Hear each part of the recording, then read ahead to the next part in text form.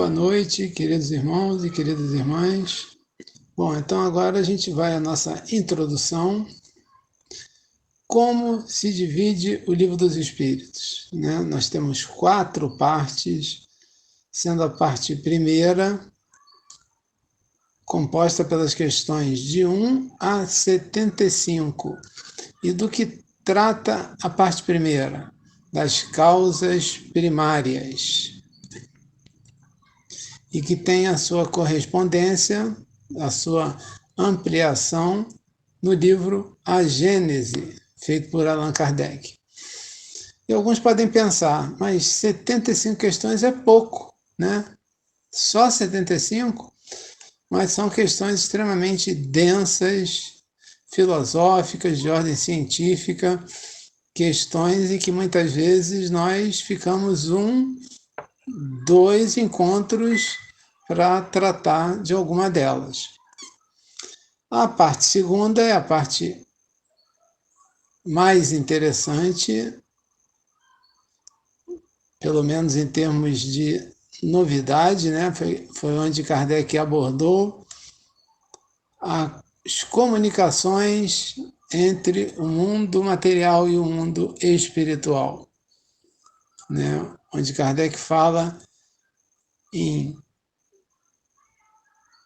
613 é o número da última questão, e 76 é o número da primeira. Quase 550 questões acerca desse plano espiritual, mundo ou mundo dos espíritos, que se complementa no livro dos médiuns. A parte terceira já vai das questões 614 a 919. 919 é a grande reflexão de Santo Agostinho, que compõe as leis morais, que foi ampliada, né, e trazida através da obra O Evangelho segundo o Espiritismo. E, por último, a parte quarta, que trata das penas e consolações, que vai das questões 920 a 1019. Também podemos dizer que é uma parte pequena, né? Aproximadamente 100 questões, que foi também complementado no livro O Céu e o Inferno. E quem quiser se aprofundar um pouco mais na doutrina espírita, tem o livro As Obras Póstumas de Kardec, que foram escritos, né, que ele fez de forma tranquila, serena, sem nenhum tipo de obrigação, e ali nós vemos um outro Kardec, né, tratando de outros assuntos. É uma obra também interessante. Além, claro, dos volumes da Revista Espírita de Paris. E agora, queridos irmãos, queridas irmãs, aqui presentes conosco e que irão assistir esse estudo no nosso canal do YouTube, vamos às questões reservadas para o estudo da noite de hoje. Hoje, parte 2, e começa com o Celso. Onde é que a gente parou, Celso? 476?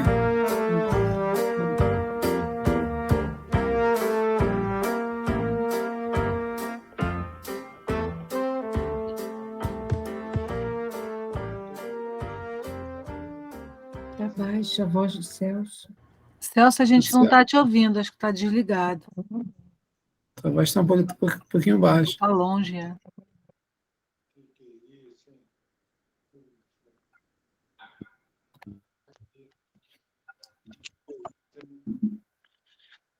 E agora, senhor? Melhorou. Melhorou? Melhorou. Então tá, vamos lá. Quando você for fazer uma incursão assim muito longe, entendeu? Você aumenta o volume para a gente poder te ouvir. Aí, Deus. Queria voltar, não, hein? Então, vamos lá na 476. Eu estou na tela pequena. Aqui fica maior assim. Quer que eu leia para você? Espera aí, acho que vai dar. Mas já que você insiste, amigo, por gentileza. Pode acontecer que a fascinação exercida pelo mau espírito seja tal que a pessoa subjugada não perceba? Pergunta. Nesse caso, uma terceira pessoa pode fazer cessar o processo? Outra pergunta. Quais requisitos ela deve obedecer? Terceira pergunta. É 3 em 1. 3 em 1. E a resposta? Se for um homem de bem, sua vontade pode ajudar, invocando o concurso dos bons espíritos, porque quanto mais se é um homem de bem,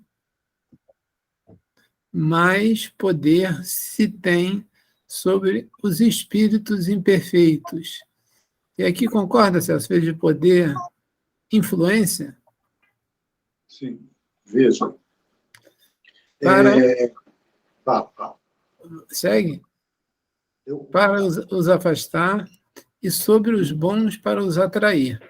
No entanto, seria impotente se o que está subjugado não quisesse a própria libertação, pois há pessoas que se comprazem em uma dependência que satisfaz os seus gostos e os seus anseios.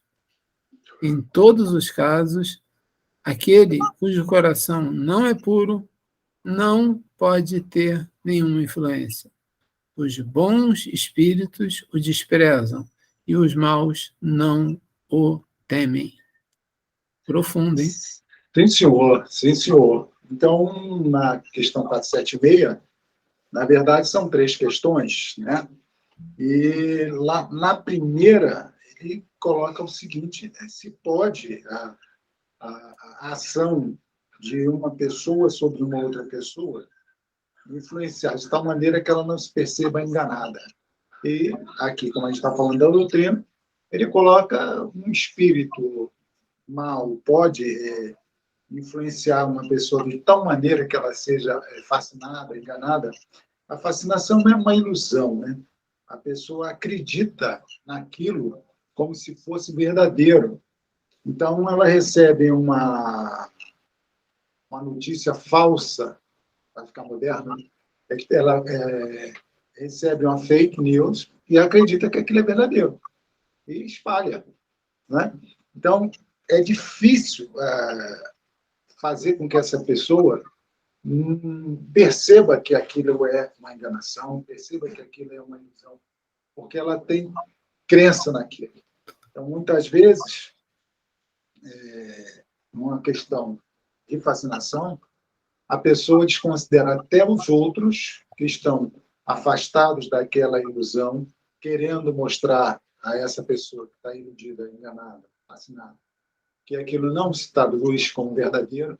Então, ela se afasta, acaba se afastando das pessoas. Ela acaba até achando que as pessoas estão com inveja da habilidade que ela tem, da capacidade que ela tem. Então, ela acaba se afastando e se tornando mais presa ainda dessa ilusão. Então, é possível. Aqui também ele coloca nessa questão 3 figuras. O influenciador, o influenciado e a terceira pessoa, que é aquela que tenta desiludir o influenciado. O Paulo falou da ilusão antes, né? O professor Hermógenes tal falava. Então, numa determinada situação lá, uma aluna dele foi falar com ele, dizendo que estava desiludida. E chorava, e reclamava com ele, chorosa, ele ouvindo tudo, e no final ele disse, que bom, é mais ou menos isso, tá? Que bom, minha filha, que você está desiludida. Agora você vai prestar atenção. Ela, como assim? Eu estou dizendo senhor que eu estou desiludida, que não sei o quê e tal. Ele, sim, você vivia numa ilusão. Agora você vai perceber a realidade do movimento que você está envolvida. Então, muitas vezes é complicado mesmo sair desse negócio. Então, a terceira pessoa, ela tem muita dificuldade, como mais à frente ali ele fala, se a pessoa que está enganada, fascinada, acredita que aquilo é uma verdade, Irmão, vai ser muito difícil você tirar essa pessoa dali. Eu lembro de um caso de um médium, ele, na questão da psicografia, ele começou a receber psicografias de seres mais evoluídos, sabe? Tipo assim, Maria, Jesus, João, só nesse nível aí, daí para cima. Então, as pessoas tentavam conversar com ele, dizendo que não era bem assim, que ele prestasse atenção no próprio texto que ele escrevia, que havia ali sinais evidentes que aquilo não era uma mensagem elevada, mas não deu certo. E essa pessoa, esse médium, acabou saindo da casa, porque todo mundo estava com inveja da habilidade dele e não conseguia entender, ele estava num nível assim, não poderia ficar ali, que aquela casa não tinha condição de recebê-lo como ele merecia. Então, é muito difícil. Então, na pergunta aqui, ó, a terceira pessoa, segundo o nosso amigo que responde, ela precisa estar mais próxima do homem de bem. Aqui, ó. Quanto mais digna for uma pessoa, mais poder ela tem para afastar os espíritos imperfeitos e atrair os bons. Ó, se for um homem de bem, né, sua vontade poderá ajudar desde que peça auxílio aos bons espíritos. Aí eu vou me socorrer no livro do Evangelho segundo o Espiritismo, no capítulo 17, que ele traz características do homem de bem. Tem um monte. Então, ele diz assim, ó, o homem de bem é bom, humano, benevolente para com todos, não faz distinção, pois vê todos como seus irmãos. Respeita nos outros todas as convicções sinceras e não amaldiçoa quem não pensa como ele. Sabe que todas as dificuldades da vida, todas as dores, todas as decepções são provas ou expiações e aceita sem queixar. Tem fé no futuro, razão pela qual coloca os bens espirituais acima dos bens materiais. Tem um monte de coisa aqui. O homem de bem não se envaidece de sua riqueza, nem de suas vantagens pessoais, pois sabe que aquilo que foi dado, tudo isso pode ser retirado. Usa, mas não abusa dos bens que lhe são concedidos, porque sabe que se trata de um depósito do qual terá que prestar contas. Estuda suas próprias imperfeições e trabalha sem cessar para combatê-las. Aí, ele coloca aqui mais no final do texto, esta não é uma relação completa. Todas as qualidades que distinguem o homem de bem, mas aquele que se esforçar para possuí-las estará no caminho que o conduz às demais virtudes. Então, mesmo com todas essas, que eu falei algumas, precisa de muito mais. Então, se a criatura tiver nesse patamar, se ela for um homem que cumpre, uma pessoa que cumpre esses mandamentos que foram ditos aqui, tem a vontade soberana, e aí ela se liga, pela sua própria conduta, pela sua virtude, aos espíritos superiores, com certeza esse amparo se apresenta de uma forma bem diferente. Tá? Aí, no finalzinho, ele diz assim, na pergunta, né? Entretanto, não vou voltar aqui. Existem pessoas que se alegram com uma dependência que satisfaça seus gostos. É aí que se fala, né, da sintonia que existem nas diversas situações de entendimento de uma dimensão para outra. Tem a questão da sintonia, a questão da simbiose, pessoas que se deixam levar porque gostam, têm prazer naquilo ali, que são associadas e se associam a outros desencarnados que também têm os mesmos gostos. Então, ela fica ali, certo? Tem questões de simbiose tão fortes que, às vezes, é complicado separar os dois. O Divaldo traz um caso desse. É muito difícil, muito complicado, porque um ou outro vai ter um sentido de piorar, ou os dois vão piorar. É um troço muito complicado. E ele diz aqui, ó, entretanto, seja qual for o caso, aquele que não tiver um coração puro não poderá exercer nenhuma influência para afastar os maus espíritos, os espíritos ignorantes. Isso acontece porque os bons, os espíritos, não lhe atendem o chamado e os maus não o temem. É aquela questão, né? Não basta você falar da boca para fora, sabe? Tem que ter essas questões, essas virtudes do homem de bem, praticá-las, exercê-las, com um sentido realmente de querer ajudar o outro. Isso vale lembrar também que é preciso superar as próprias dificuldades. Porque se eu vou ajudar alguém numa situação difícil e tenho sintonia com aquilo ali, a minha ajuda não será eficiente. Porque eu vou acabar sendo atraído para aquilo ali da mesma forma. A gente vê nas obras de André e outros, quando saem caravanas, os menos habilitados são os mais protegidos. A gente vê no André, no nome daquele cara? Esqueci. Vamos lá. André, César Mineiro, Patrícia, esse eu esqueci. Eles são protegidos quando eles vão para determinadas situações e no vale ou no local onde eles estão andando, existem pessoas, existem espíritos com aquelas dificuldades que os colocaram lá, que têm ressonância na equipe que está ali. Então, os menos habilitados, os menos protegidos, são mais visados porque qualquer coisa que eles façam ligação com quem está ali no vale quebra a proteção da equipe. Então, eles são muito protegidos. E muitas vezes é chamada a atenção para fazer prece.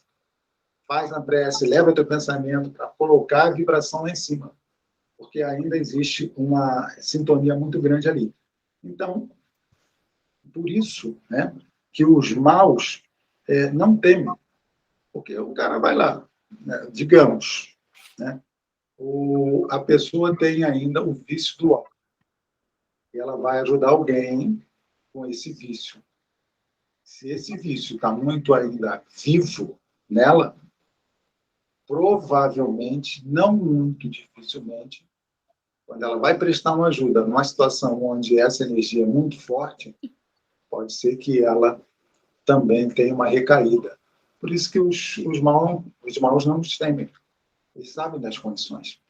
No mundo, na dimensão espiritual, a leitura é fácil. A gente não tem um corpo para esconder, um corpo físico para esconder. Então, você está vibrando o tempo todo aquilo que está dentro de você, aquilo que está no seu coração, aquilo que está na sua mente. Então, é importante saber isso. Então, eles não temem por isso, porque eles sabem quem está chegando ali. E os espíritos bons, não é que eles não atendem o chamado, né? Isso é uma figura, porque aquele que está ali, ele nem pensa em elevar o pensamento. Ele ainda não, digamos assim, não sofreu o suficiente, não doeu o suficiente para que ele possa fazer isso. Ele não caminhou tanto lá quanto o filho pródigo. Foi preciso que o pródigo chegasse no fim do poço, abaixo do fim do poço, para ele perceber, caramba, fiz bobagem aqui. Aí ele começa o caminho de volta. Até então, nenhuma situação ia fazer com que ele mudasse. Ele precisava sentir o peso da história toda sobre os seus próprios ombros. Então, a fascinação exercida por um mau espírito pode ser tão intensa que a pessoa fascinada nem perceba? Sim. Neste caso, uma terceira pessoa pode fazer cessar essa influência? Sim. Se tiver aquelas condições de homem de bem, coração puro, tal, e tiver a conexão com os amigos da espiritualidade superior. Que condição deve preencher essa terceira pessoa?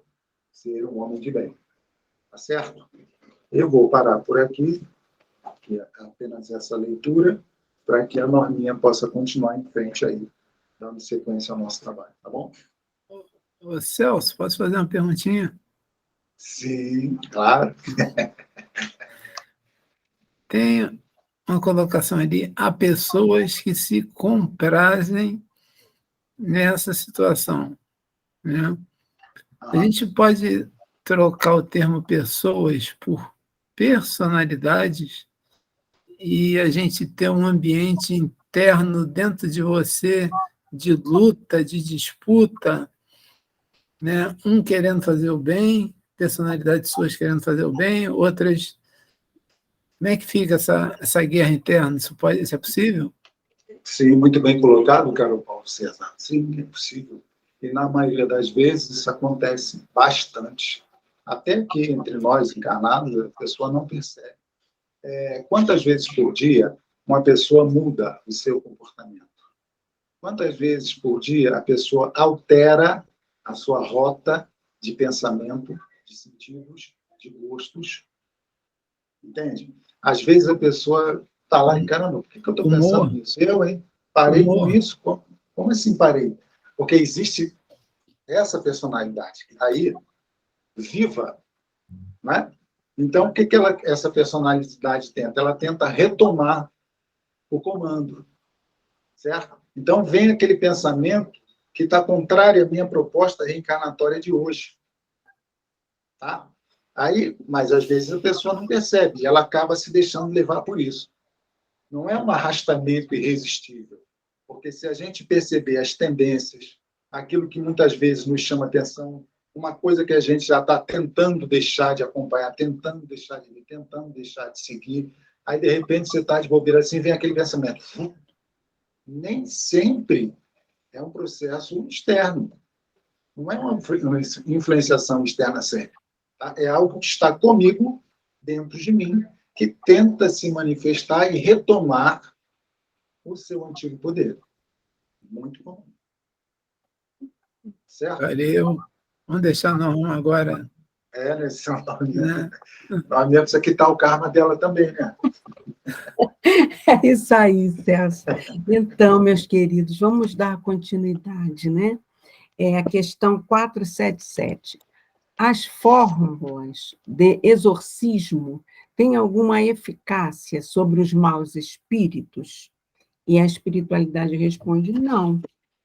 Quando esses espíritos veem alguém que leva a coisa a sério, riem e se obstinam. Então, a gente sabe que o exorcismo é um recurso do catolicismo, não é verdade? Que para afastar os maus espíritos das pessoas que estejam sofrendo, né, influências espirituais.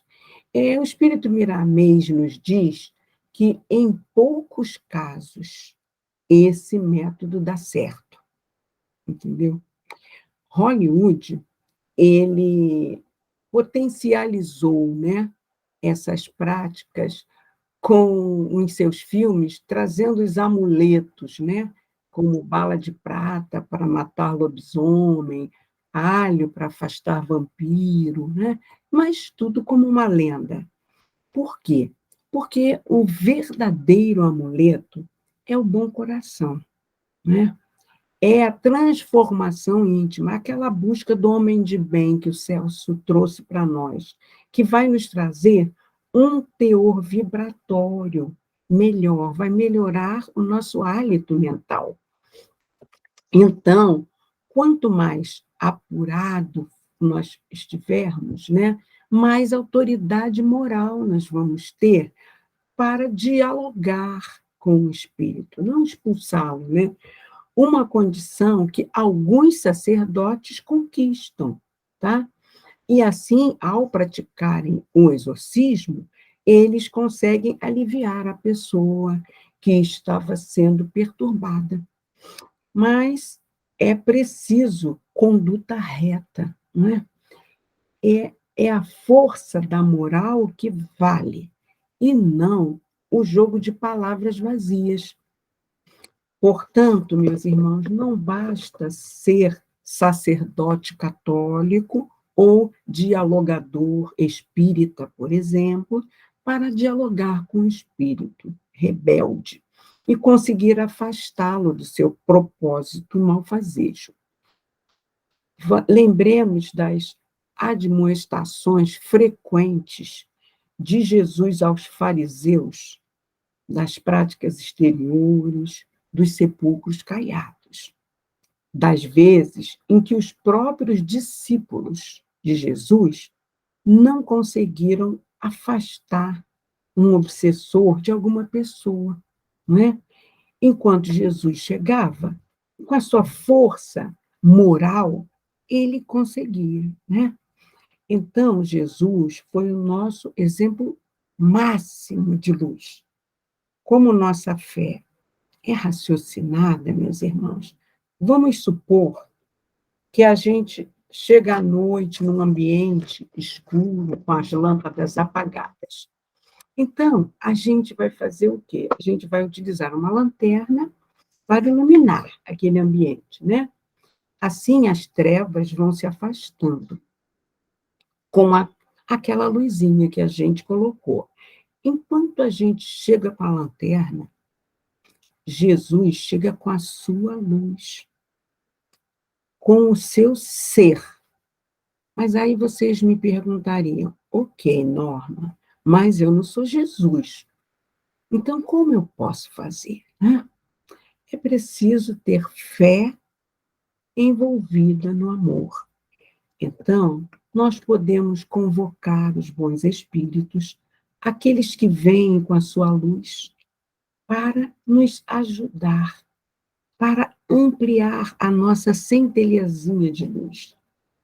É um caminho lento, o nosso processo de transformação. A gente tem que começar a querer o bem por gostar do bem. Tem que querer a luz por gostar da luz. E não a gente vivenciar o Evangelho só para conquistar o paraíso ou para não ir para o inferno. Não. A gente tem que aprender a amar as coisas boas e praticar no nosso dia a dia o amor e a caridade.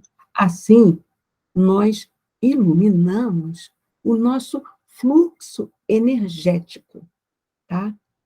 O que tem valor é, pois, a conduta da pessoa, para que ela opere um exorcismo, e não os amuletos.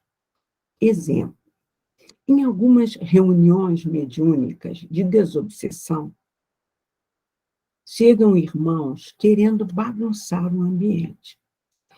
E algum dialogador tentando conversar com ele sem êxito. E ele questiona para o dialogador, né? Quem é você? E aí ele começa a narrar os desvios que aquele dialogador tem, entendeu? É preciso, então, que venha um outro dialogador com autoridade moral para poder conversar com aquele irmão, e aí ele vai se retraindo, tá? Ou seja, não é uma imagem qualquer que se lhe apresente que o espírito rebelde vai temer, meus irmãos. É a energia e a elevação moral que naturalmente se impõe com a fala e a presença do segundo dialogador que trouxe o êxito da situação. Tá bom? Vamos avançar, então, para 478.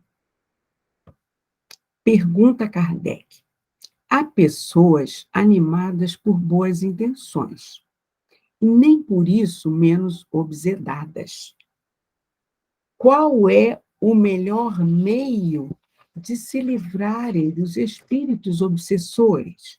E a espiritualidade responde: cansar-lhes a paciência, não dar nenhuma atenção às suas sugestões, mostrar-lhes que perdem seu tempo. Então, quando veem que não tem nada a fazer, se vão. Ou seja, realmente, né, existem pessoas boas, bem intencionadas, e mesmo assim sofrem interferência desses obsessores, mas isso é a origem do passado da pessoa, não é? E aí, isso gera aquele ditado popular: quanto mais eu rezo, mais assombração me aparece, né? Ou seja, meus irmãos, cada vez que nos infelicitamos, que perdemos a paciência com as contrariedades do dia a dia, nós estamos alimentando a intenção deles de nos atormentarem. Então, você perguntaria: o que devo fazer? Né? Temos que perseverar, continuar orando, e orar por aquele irmão obsessor, para que ele seja ajudado também. Por isso que quando a gente está trabalhando lá no trabalho de desobsessão, a gente pede para o paciente que está ali ao lado, para que ele ore, ele entre em oração. Não por ele somente, mas pelo irmão que ali está se manifestando, né? Atentemos para o fato de estarmos reencarnados num mundo de provas e expiações, e sermos sabedores que Deus é justo e misericordioso. Então, aqui estamos e temos que ficar, devido ao que fizemos outrora.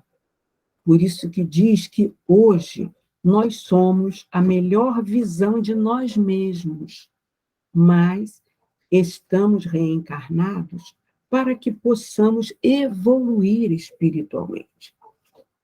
Se estão aparecendo esses irmãozinhos nos obsidiando hoje, não é à toa.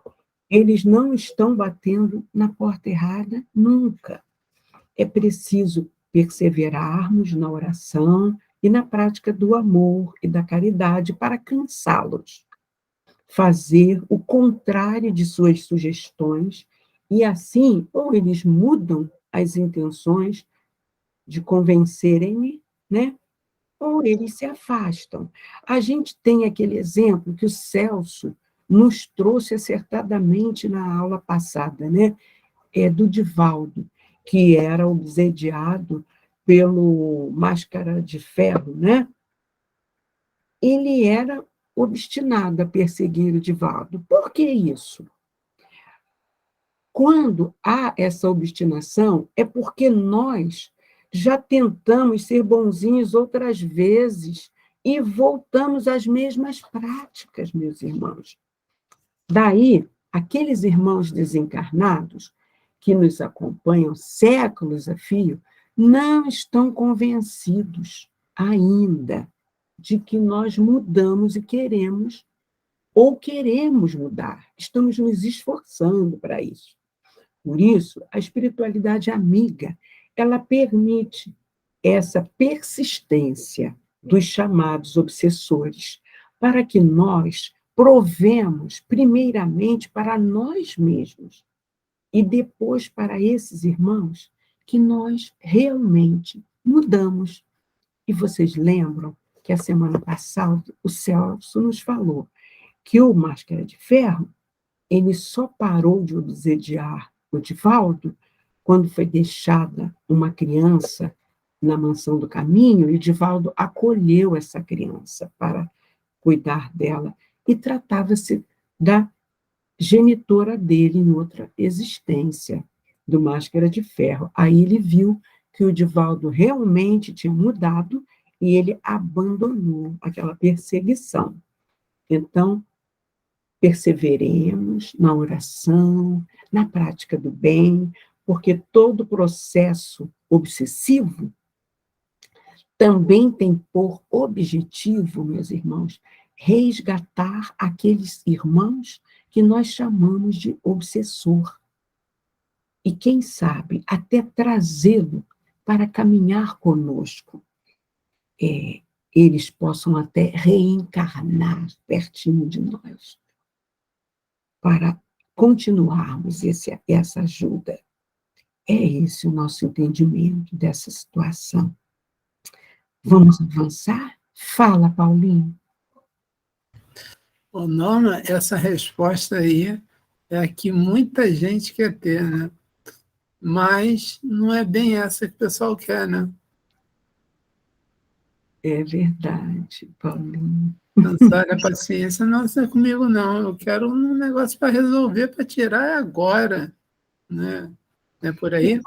E aí não adianta nada, porque se tirar agora, mas a pessoa não se autotransformar, não é?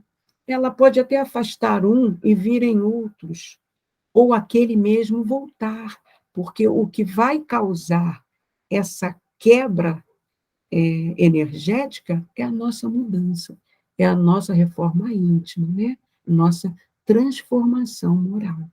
Aí tem muita gente que fala, aqui é fraco, eu vou lá no cinema, porque o cinema tira rapidinho, né? É. Tem pessoas que aí preferem, né, outras ramificações, né, para tirar rápido. Mas, passado o tempo, estão elas de volta, né, com as mesmas complicações, desde que elas não façam a parte delas, né, que é a reforma íntima. Vamos avançar para 479? A prece é um meio eficaz para curar a obsessão? Pergunta Kardec. E a espiritualidade responde: a prece é uma poderosa profilaxia, mas saibam que não é suficiente murmurar algumas palavras para obter o que se deseja. Deus assiste aqueles que agem e não os que se limitam a pedir.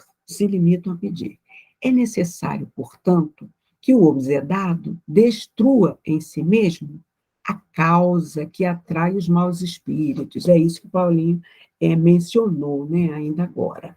Então, a prece, sem dúvida nenhuma, ela é uma força poderosa, né? Não somente por desfazer as insinuações dos maus espíritos. Então, por exemplo, você percebe pensamentos de baixo padrão em si. E aí você entra em prece com fé verdadeira. É como se você estivesse girando o botãozinho do rádio e aí você está tirando daquela estação que ele captou e começou a te influenciar. Porque quando você entra numa outra sintonia, não bate mais com a daquele irmão. Então, você neutraliza, né? Mas, para todas as dificuldades da vida, a prece nos dá mais coragem e resistência, né, meus irmãos? A prece pode ser breve. O importante é que venha do nosso coração. Assim, precisamos entender que não basta rezar, ou seja, murmurar algumas palavras decoradas para obter o que se deseja. É necessário orar. E orar é conversar com Deus, é deixar que o Pai sinta os seus sentimentos diante daquela necessidade ou diante daquela alegria, se for uma prece de agradecimento. Então, a gente precisa conversar com Deus sempre, nos momentos de aflição e nos momentos de alegria, demonstrando a nossa gratidão, né? Pela assistência do Pai em nossa vida. Então, a gente, com esses esclarecimentos, a gente entende mais aquele pensamento do Paulo de Tarso, né? Ainda que eu falasse a língua dos homens e a dos anjos, se não tivesse amor, seria como o bronze que soa, ou como um símbolo que retine. Se eu não mudar o meu ser, seria apenas sons emitidos, né? E nós todos somos capazes de nos transformar. Não tenhamos dúvida disso, né? Nem Jesus, meus irmãos, dispensou a oração. Nós vemos nas narrativas evangélicas que Jesus subia no monte para orar, para conversar com Deus, não é? Ele nos deixou o Pai Nosso, roteiro amoroso para a nossa caminhada pelo caminho do meio, do equilíbrio. Porém, muitas vezes, nós decoramos e repetimos sem refletir no que estamos conversando com Deus. Aquela frase do Pai Nosso: perdoai as nossas ofensas, assim como nós perdoamos a quem nos tem ofendido. Será que perdoamos mesmo? Né? O não perdão é preciso que nós entendamos. Ele gera mágoa que nos adoece. ele gera monoideias que atraem obsessores. Daí o mestre nos falava, orai e vigiai. A espiritualidade nos alerta que Deus assiste os que obram, ou seja, aqueles que agem, não os que se limitam a pedir. A perseverança na prática do bem, do amor e da caridade vai nos auxiliar na neutralização do processo obsessivo. Tem uma história do Chico Xavier. Certa vez ele pergunta para um casal que saía da sua casa de caridade, como vai a nossa menina? E o casal respondeu para ele que a menina estava muito mal. Cada dia pior, parecia que estava perdendo a razão. E aí o Chico fala assim, olha, o Emmanuel está falando para que vocês prestem caridade para alguma instituição. E aí esse casal escolheu fazer doações de cobertores para o presídio do local. E eles passaram a fazer isso com uma certa frequência. Quando eles voltaram a encontrar-se com Chico, Chico voltou a perguntar pela menina. Aí eles disseram assim, Chico, por incrível que pareça, à medida que nós fomos cumprindo o que o Emmanuel nos orientou, ela foi melhorando, e a nossa filha agora está normal. Aí o Chico falou, Emmanuel está me dizendo que enquanto vocês iam beneficiar aqueles presidiários que vocês não conheciam, as mãezinhas desencarnadas deles seguiam vocês até a casa de vocês, para entender quem eram aquelas pessoas que ajudavam seus filhos sem mesmo conhecê-los. Chegando na casa de vocês, elas perceberam o quanto a filha de vocês estava obsidiada por uma colônia de espíritos, não era um só, eram vários. Então elas foram afastando um a um. Ou seja, quando a gente ora, quando a gente obra na caridade, não é? Não tem obsessor que resista. E a gente amplia a nossa rede de amigos no plano espiritual também. Né? Vamos à última, 480. O que se deve pensar da expulsão de demônios referida nos evangelhos? Isso depende da maneira como se interpreta. Se por demônio se designa um mau espírito que subjuga o indivíduo quando a sua influência for destruída, ele será verdadeiramente expulso. Se atribuem a ação perniciosa de uma doença ao demônio, quando a curarem, dirão também que expulsaram o demônio. Uma coisa pode ser verdadeira ou falsa, de acordo com o sentido que se dê às palavras, não é? Mas a maioria, né, as maiores verdades podem parecer absurdas quando se olha apenas a forma e quando se toma a alegoria por realidade. Compreendam bem isso e guardem esta informação, pois é de aplicação geral. Então, a doutrina espírita nos fala que demônios, antigamente, eram os espíritos de uma maneira geral. A gente vai ver isso lá na introdução do Evangelho segundo o Espiritismo, tá? Então, se a causa da obsessão for a enfermidade moral da criatura, para expulsar, basta curar primeiro a criatura, trabalhar nas mudanças dos pensamentos e das ações que têm o poder de gerar ambiente de atração de espíritos do mesmo sentimento. As palestras públicas, meus irmãos, elas exercem essa função de trabalhar a, a doutrinação, não só dos pacientes que ali estão, mas dos obsessores que chegaram com eles até ali. Mesmo aqueles que fazem tudo para que o paciente durma, para que o paciente não ouça aquilo que ele precisa ouvir para se autoaprimorar, enquanto eles ficam preocupados com isso, eles próprios estão ouvindo. Por isso, lá na Ramatiz, quando a gente chega na etapa da desobsessão, aquele paciente, aqueles obsessores que o acompanharam, já ouviram minimamente 7 palestras e já estão preparados para o trabalho da desobsessão.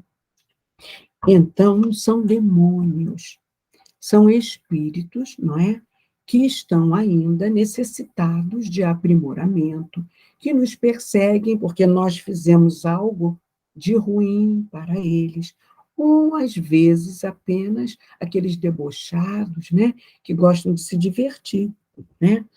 A expulsão de demônios mencionada no Evangelho, ela foi por demais generalizada, colocando todo o desequilíbrio como sendo influência dos espíritos inferiores.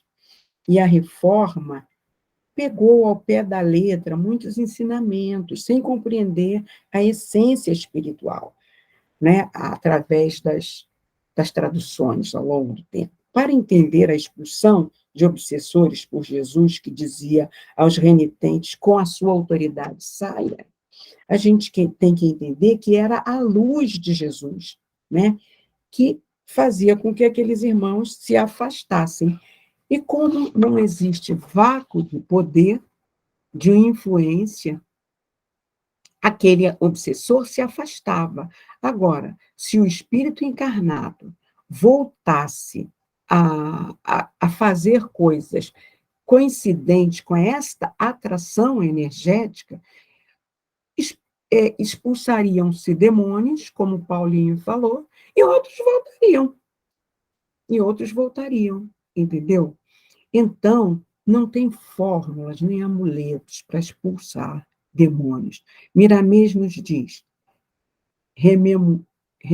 retornando à mente o modo de pensar e de agir, educando-se as palavras, você vai limpando o karma, porque ele é feito das desarmonias da alma. Ainda hoje está plenamente atualizada a palavra do Mestre e, principalmente, as interpretações dadas pela doutrina dos Espíritos. É só seguir os ensinamentos de Jesus que estaremos no caminho certo. Muita paz, meus irmãos. E a prece só pode ser sua, né, não? Ah, tá bom. Vamos então, queridos irmãos, elevar os nossos pensamentos ao nosso Mestre Maior, ao mentor deste grupo abençoado, Paulo de Tarso, a nossa Mãe Santíssima, Mãezinha dos Aflitos, a essa equipe de luz que nos inspira, que nos sustenta nesse propósito de levar a semeadura do Evangelho mais longe. Mas, acima de tudo, nós vamos agradecer ao nosso Pai Maior por nos conceder essa oportunidade de burilamento da nossa alma. Pai amoroso e bom, envolva-nos a todos, aos nossos familiares, ao nosso Estado, ao nosso país e ao nosso planeta. Que nós possamos sempre, Pai, buscar sintonizar o amor expandido de vós para que possamos fazer valer essa oportunidade reencarnatória.